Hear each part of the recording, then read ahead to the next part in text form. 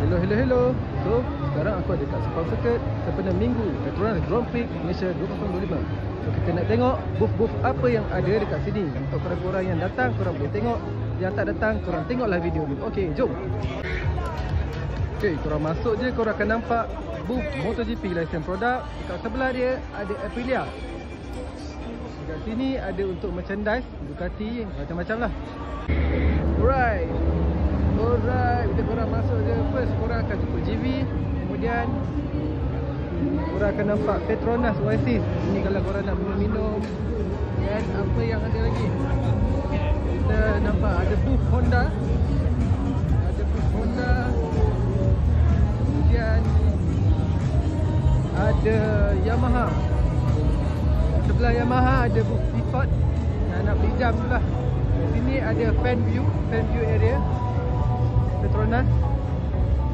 Dan kita tengok,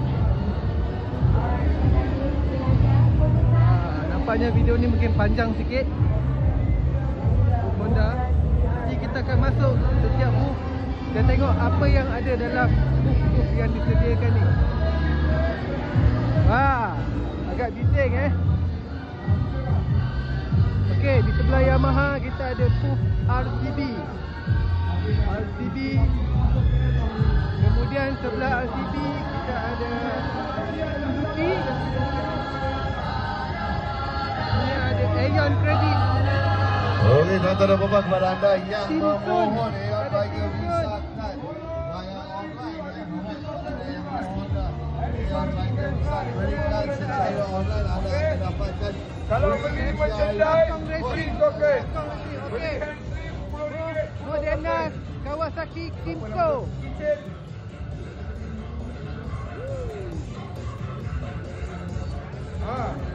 15 token.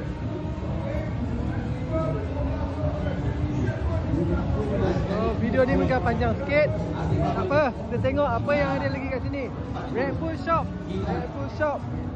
License merchandise. Arifun. Saya nak dapat Arya. Kemudian kita ada Motor Siapa nak World. menang Arya main cepat. Kita ada Arc helmet. Oh, dekat sini ada booth bubble kalau korang nak beli. Jauh sangat tu bang. Kemudian kita ada Brembo punya booth. Anda boleh masuk dalam kami untuk tengok apa yang ada. Okey, ada Oakley, RK, Shoei, Alpanta, China Vault.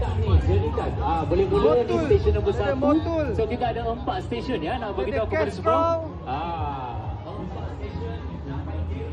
Ada Maxis, ada Ineos, ada Idimentu. Untuk bikers ataupun penunggang motosikal yang ada di sini, ini peluang untuk anda ya. Opportunity for you.